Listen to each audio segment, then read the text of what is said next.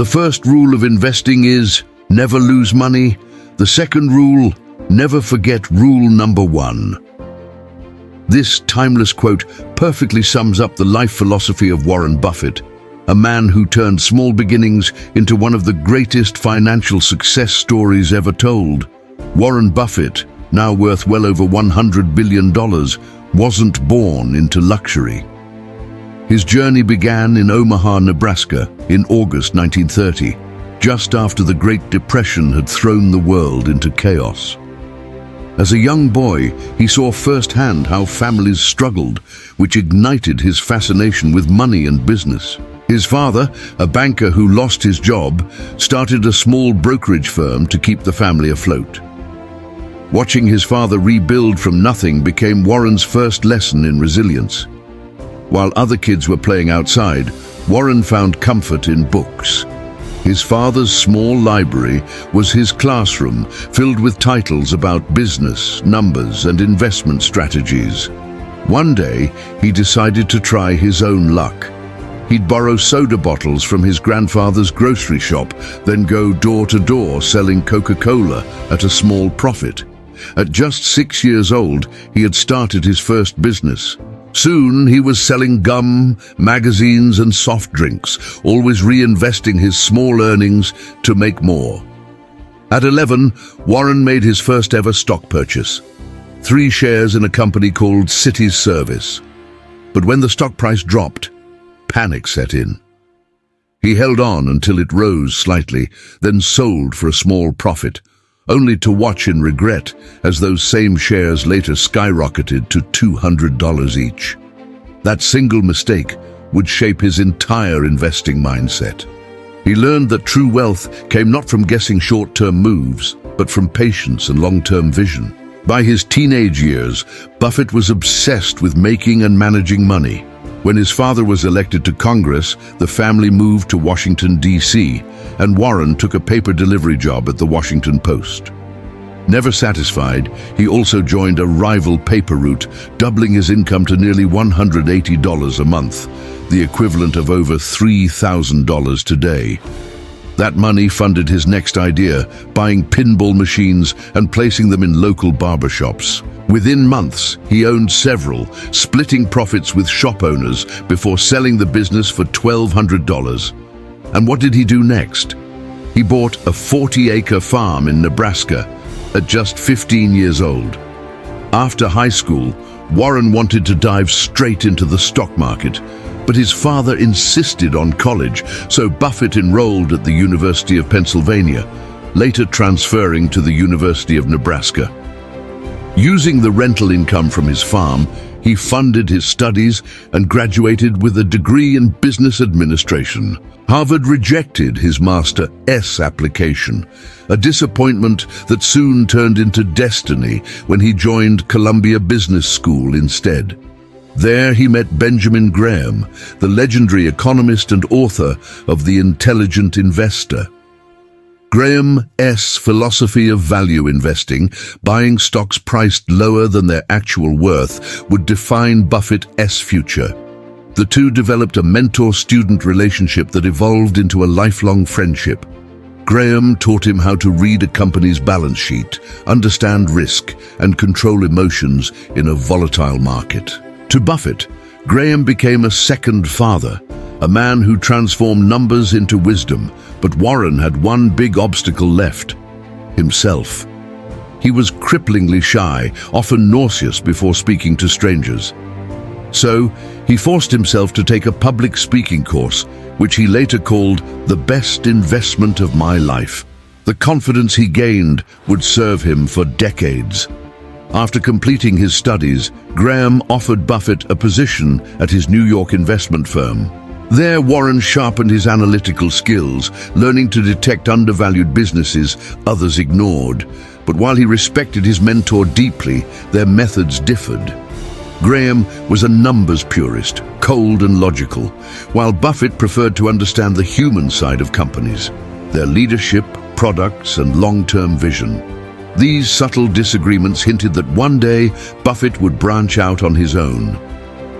In 1956, when Graham retired, Buffett returned home to Omaha, He had turned his initial $9,800 in savings into $175,000, and more importantly, he was ready to start something of his own.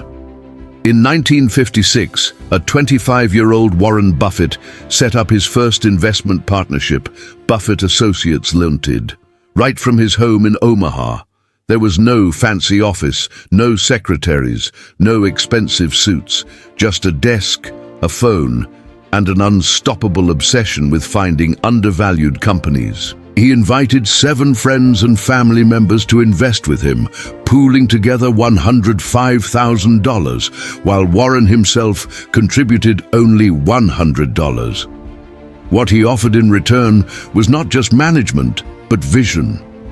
Buffett didn't chase hype or headlines, he focused on hidden gems. Following Benjamin Graham's philosophy, he looked for what he called cigar butt investments, companies that others had thrown away but still had one last profitable puff left in them. Over the next decade, that method worked like magic.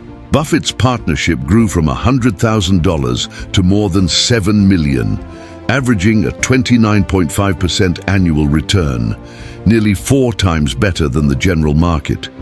He did all the work himself, writing every check, filing every tax return, handling every stock trade. People often doubted him because of his boyish face, but those who believed in him watched their investments multiply faster than they ever imagined. By the late 1960s, Buffett was managing over $100 million in assets, a massive achievement for someone who still lived modestly and drove himself to work. But success brought new challenges.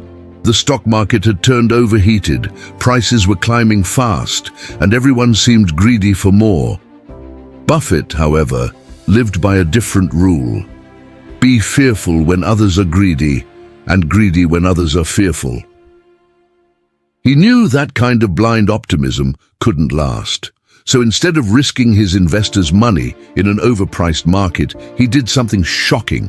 He shut down his partnership entirely in 1969, returning the profits to his partners. By then, his personal fortune had grown to $25 million, and he was only 39 years old. But Buffett wasn't done. One of the companies he'd invested in was a struggling textile manufacturer called Berkshire Hathaway. Its stock was selling at $7.50 a share, even though its assets were worth almost double. Buffett bought in, planning to make a small profit, until the owner tried to shortchange him on a deal. In retaliation, Buffett decided to buy out the entire company and then fired the owner. That revenge move turned into one of the smartest business decisions in history. Though the textile business was failing, Buffett transformed Berkshire Hathaway into his personal investment vehicle, a holding company through which he could buy other businesses. But now his philosophy evolved. Under the influence of his lifelong partner, Charlie Munger, Buffett shifted from cigar butts to something far greater, buying wonderful companies at fair prices instead of fair companies at wonderful prices.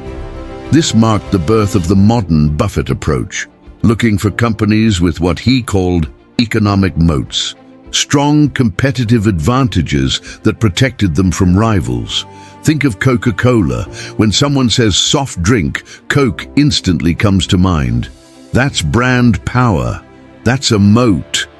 By the 1970s, Buffett's Berkshire Hathaway began investing in these giants: American Express, the Washington Post, GEICO, and of course Coca-Cola. His stock in Coke alone would later multiply several times over, turning millions into billions. By the age of 50, Buffett's net worth had soared past $240 million, but the real breakthrough came when he entered the insurance business. Insurance companies constantly collect money from policyholders, creating what ES called float, a massive pool of cash waiting to be paid out in future claims. Buffett realized he could invest that float to buy even more businesses, multiplying returns without borrowing a cent. This strategy turned Berkshire into a financial powerhouse. Its stock, once worth $11, soared past $7,000 by 1990. By then, Warren Buffett had become a billionaire. In the decades that followed, Berkshire would continue buying stakes in world-class companies, from Apple and Goldman Sachs to Bank of America, while Buffett himself became the world's richest man in 2008. And yet, despite his staggering wealth, the man behind the billions remains strikingly humble. He still lives in the same modest house he bought in 1958. He still drives himself to work, often grabbing breakfast from McDonald's on the way. His lifestyle is proof that success isn't about luxury. It's about consistency, patience, and character. Buffett once said, "The difference between successful people and really successful people is that really successful people say no to almost everything." For over 7 decades, Warren Buffett has said no to speculation, trends, and fear, and yes to logic, discipline, and time. He's not just an investor, he's a teacher, one who proved that ordinary intelligence combined with extraordinary patience can outshine genius. And that is how a quiet boy from Omaha became the Oracle of Omaha, the man who didn't just beat the market, but redefined what it means to be truly rich. Thank you so much for watching. If you found this story inspiring, don't forget to like this video and subscribe for more content just like this. We'll see you in the next one.